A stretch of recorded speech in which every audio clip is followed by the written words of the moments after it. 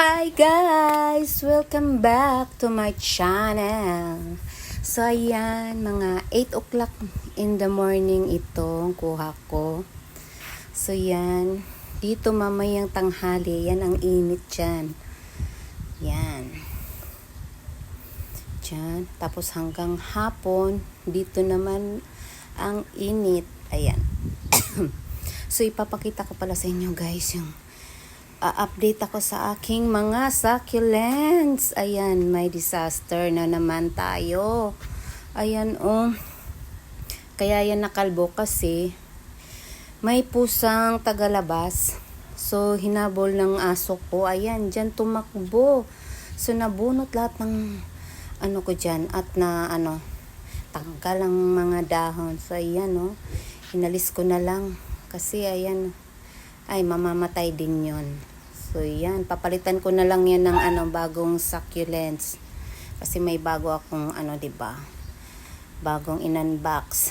So yan. Nako naman talaga. Ayan oh, yung pati dito ito, nabubuwal din yung gymno ko diyan, natatanggal. So ayan oh, tingnan niyo yun.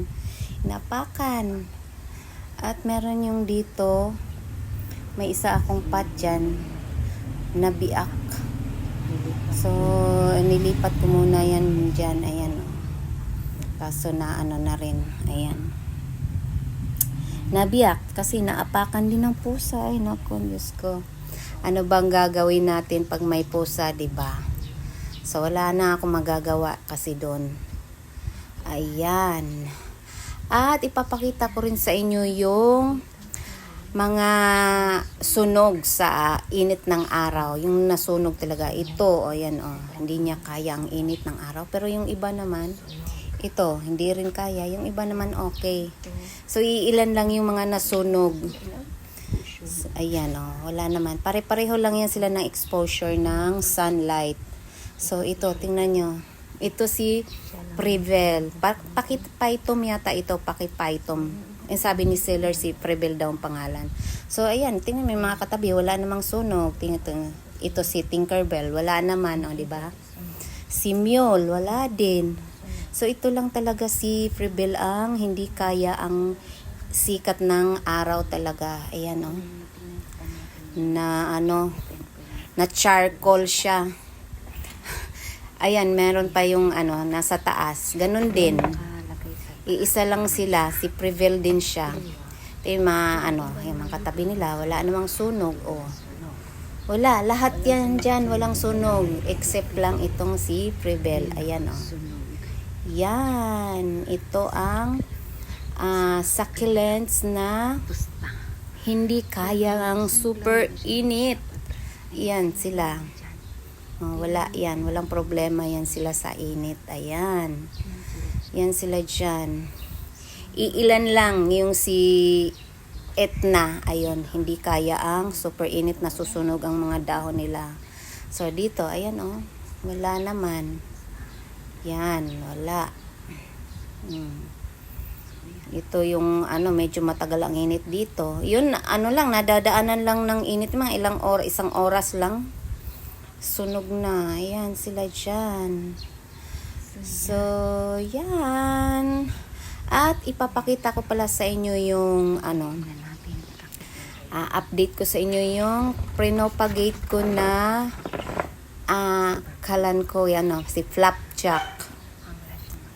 Ay, ito muna si Super Bomb. Ayan, punong-puno na yung kanyang paso. O, diba? Super lush na siya. Ito si Raindrops. Ayan, medyo lumaki na. Tingnan niyo, nagkaka-bumps na siya, 'di ba? Yung dahon niya. Yan. Sana tuloy-tuloy 'yan. At hindi mategi katulad nung nanay nila na tegi. So, yan. Ayan, baba tayo. Ipapakita ko sa inyo yung aking propagation, 'di ba?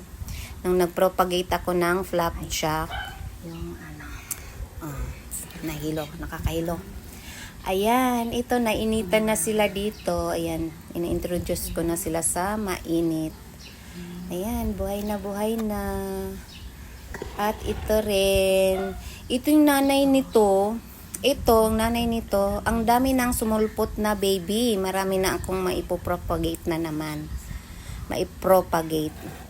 Ayan. So, yung ito namang isa, namatay yung pinagpugutan ko sa kanya. So, okay lang kasi, ayan o, buhay na siya. Ayan. Namatay yung kanyang mother. Ito, ang daming, tumutubong panibagong, ayan o, may ipopropagate. Ayan, dami-dami o. Diba? Ayan, buhay na buhay. So, daming sumusulpot sa kanyang babies. Ayan. Ang dami-dami ko ng flapjack. Pwede na ako magbenta. Charot. So, yan. So, marami ang medyo, hindi pala marami. Mga iilan lang. Mga tatlong, hindi talaga kaya yung super init. So, yan. At mga disaster ng pusa.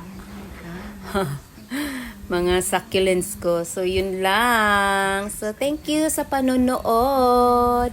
At sa uulitin. At sa mga bagong viewers ko, please subscribe naman ang aking channel. So, yun lang. Bye! Laki ng flapjack ko, oh.